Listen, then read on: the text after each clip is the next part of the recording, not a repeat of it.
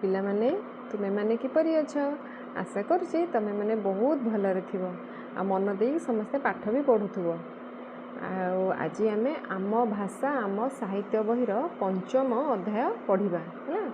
तो विषय ना होची दानर फल है। तो तांकर लेखक हेले दानर फल लेखक हेले उदयनाथ षडंगी है। तो तांको विषय आमे टिके जानिदबा। उदयनाथ षडंगी 16 मार्च 1905 मसीह जन्म होते हैं। से जड़े जनाशुना सांबादिक थिले, शिशु लेखक और अनुवादक थिले। तांको समय से गांधीजी सहित असहयोग आंदोलन में अंशग्रहण करते। लेखापाई से बहुत सम्मानित होते।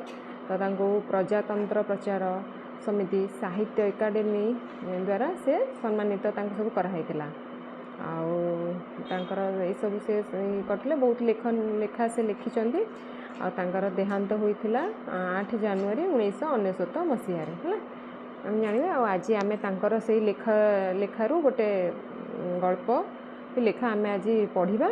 एक्चुअली यहाँ गोटे गल्पटे आ गल्प जरिया से समाज को किसी गोटे बार्ता देते। तो से गल्पटा आम आज पढ़ा आ देखा कौन गल्पर अच्छे आ कौन शिक्षा आमको मिलूँ। तो ठीक अच्छे आम आरंभ करिया। दानर फल। तीन भाई जाक अति गरीब। निजर संबल भितर गोटे आत गछ से जहाँ आत फले ता तीन भाई समान भाव में बांटी नियंती है। पाली करी दुई भाई अन्यर मूल लगे जाती। तृतीय भाई टी गछ जगी बसे। दिने बड़ भाई जगी बसी जड़े सन्यासी आसी सेठारे पहुँचिले। तांको कहिले मते किछि आत देब कि। सन्यासी जनक कहले बड़ भाई कहला मो अनुसार जहाँ पड़ो मुतक देदेवी किंतु अन्य दुई भाई भागरू तो मु किसी दे पारिबी नहीं। यह कही से केतोटी आत तोली सन्यासी को देला। सन्यासी प्रकृत में सन्यासी नुहंती, स्वर्गर जड़े देवता। से मर्त्यर लोक परीक्षा करने एपरी बेले बेले आसी थांती। एपरी से आसी थांती तांको परीक्षा करने को मर्त्य लोक को आसती। परदिने मझिया भाईर गछ जगिबा पाली। सन्यासी पूर्व दिन भली आसिले और ताको आत मागिले। मझिया भाई निज भागरे जेतिकी आत पड़िबो सेतिकी आत सन्यासी को देला। तृतीय दिन सान भाई गछ जगी थाए। सन्यासी आसी पहुँचिले और ताको केतोटी आत मागिले। अन्य दुई भाई भली सान भाई निज भागरे पड़िथिबा आत तक सन्यासी हाथ को बढ़ाई देला। सन्यासी तीन भाई ऊपर खूब खुशी हेले। दिने संध्या समय तीन भाई जाक घरे बसी थिले। सन्यासी आसी पहुँचिले।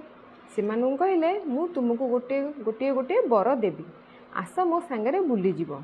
जार जो बर दरकार ताहा कहले संगे संगे पाइपर। किए सन्यासी कहले एपरी तीन भाई को। तीन भाई सन्यासी पछे पछे गले। बाटे गोटे नदी पड़ा।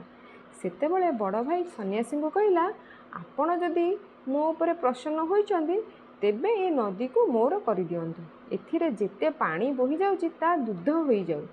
सन्यासी कहले तथास्तु। संगे संगे नदीर पानी दुग्ध पालटी गला।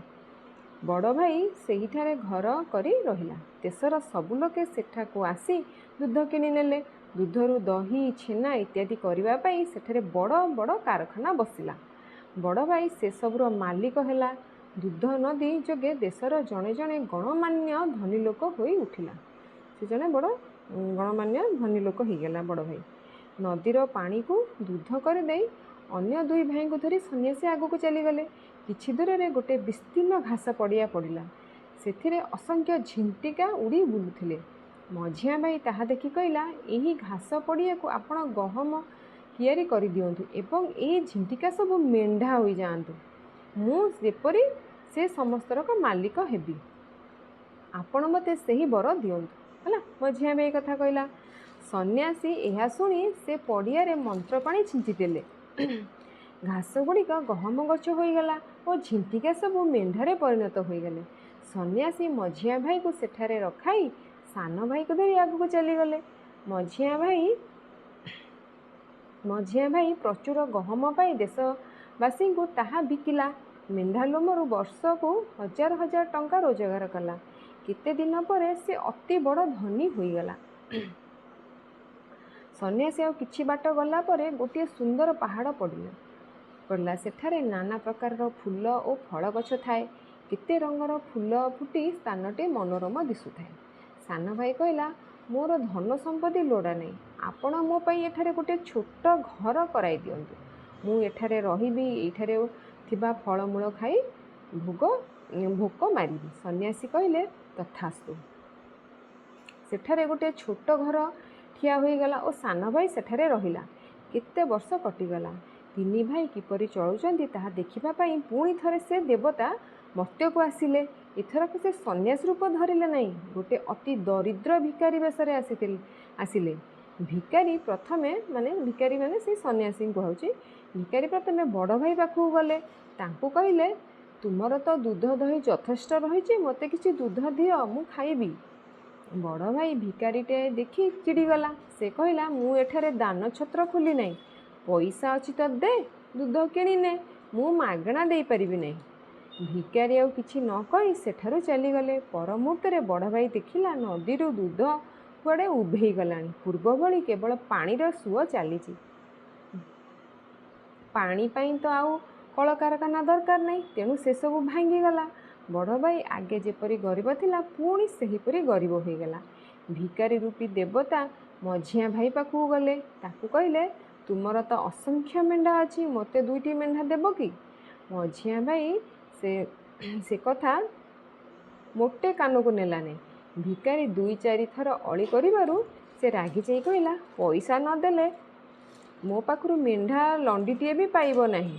भल गति अच्छी तो पलाई जाओ नहेले लोक लगाई तुमको एठारु तड़ी देवी है। देवता सेठारु चुप हो चलीगले।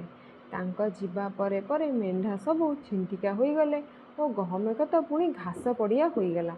मझिया भाई यह देखी मुंडरे हाथ बाड़ेला मात्र आउ करिबो कौन निज कर्म आदरी दुख कष्ट चलिला। शेष को देवता जाई सान भाई पाखे पहुँची तांकु कहले मु भोक उपासरे कष्ट पाउची मते मुठाई खाइया को देबो कि।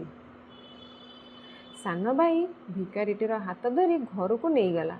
बेस आदर जत्न करी नाना प्रकार सुमिष्ट फल तोली आनी खाइबा को देला। रातिरे तांकर जेपरी कौनसी असुविधा न हुए सेतिपाई सबु प्रकार व्यवस्था करदेला। देवता खुशी होई कहले तो हाथ में धन संपत्ति पड़े तू ठीक रूपे ताहार सदुपयोग करू तेणु मु बर देउची तू राजे राजेश्वर हुआ। संगे संगे पहाड़ उपरू गछलता सब अदृश्य हो गला। सेठारे सुंदर राजप्रसाद गढ़ी उठिला। सान भाई है देशर राजा है। आज यही गल्पटी आमर लेखक के थे उदयनाथ षडंगी। तो से गल्प जरिया बहुत सुंदर गल्पटा गल्प जरिया से गोटे समाज को वार्ता देते।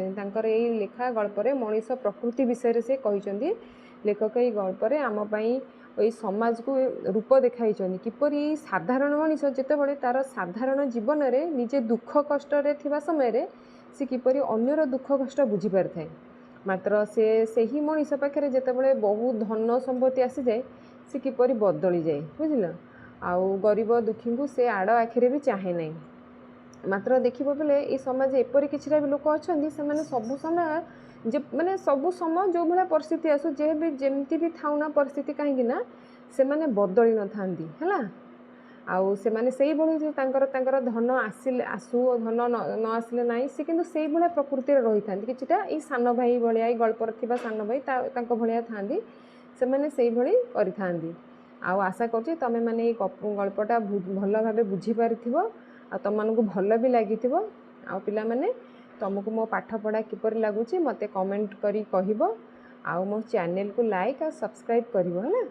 आ रहूची पिले धन्यवाद।